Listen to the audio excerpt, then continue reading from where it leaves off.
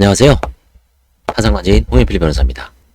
이번 시간에는 파산과 회생에서 상속협의 분할 제척기간이 가지는 마법이라고 표현했는데, 그 상황에 따라서 큰 차이가 나는 점을 이제 좀 과장스럽게 표현한 거지만, 한번 보겠습니다. 어떤 케이스인지.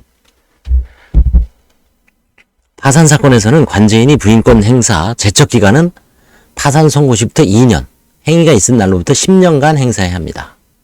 개인회생 사건에서는 부인권 행사 제척기간은 개인회생 개시 결정 시부터 1년, 행위가 있은 날로부터 5년간 행사해야 합니다. 이건 민사 채권자 취소권과 같죠. 파산은 2배로 늘어나 있습니다. 그 근본적인 원인은 개인회생에서는 그 재산을 지키면서 자기의 어떤 소득으로 3년에서 5년 동안 변제해야 되기 때문에 제척기간을 비교적 단기적으로 해놓고, 파산은 빚을 전혀 갚지 않고 이제 면책이 되기 때문에 그 어떤 부인권 행사의 제척 기간을 좀 초장기로 해놨습니다.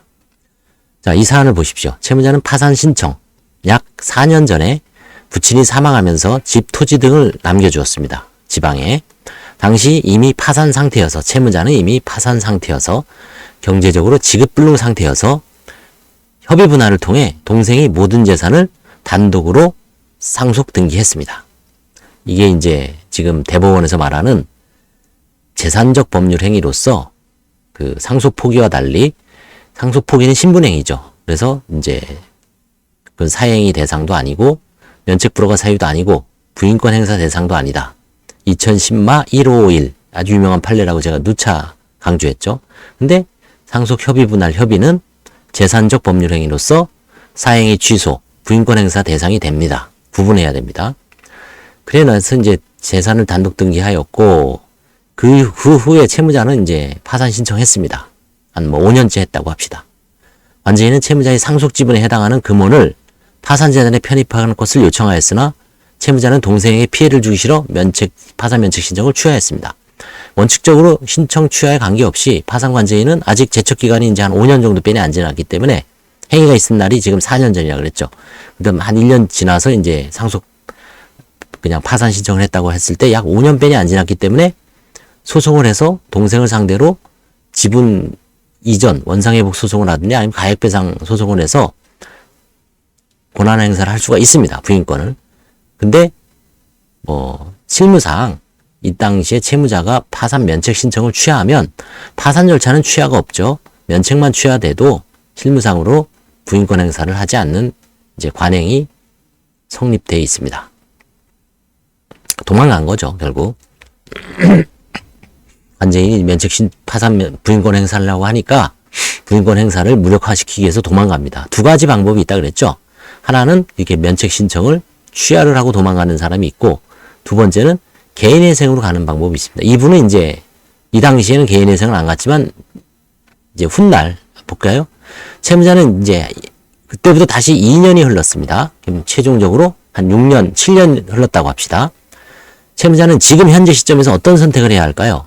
정답은 개인회생을 신청하면 위 상속 협의 분할 부인권 행사 제척 기간 경과로 벗어날 수 있습니다. 물론 채무자가 개인회생도 안 하고 개인 파산도 안 하고 그냥 죽을 때까지 나는 아무것도 안 하겠다라고 하면 방법은 없습니다만, 아무것도 안 할 수도 있지만 굳이 면책을 받고 싶다면 지금 입장에서는 파산 면책을 신청하는 건 다시 신청도 안 될 뿐더러 그 전에 했던 그 사유가 해소돼야 돼요. 아직 7년 빼내 안 지났기 때문에 3년 남아있기 때문에 관제인이 부인권 행사를 할 수도 있습니다. 그런데 지금 시점에서 개인회생을 신청하면 상속협의 분할 부인권 행사 제척 기간은 5년이 지난다 그랬죠. 5년이 지난 경과합니다. 지금 개인회생 신청을 하면 상속협의 분할을 한 날로부터 5년이 경과하였으므로 부인권 행사가 불가능하여 회생회원이 채무자에게 상속 지분에 해당하는 가액만큼 청산가치 반영 명령을 내릴 수 없습니다.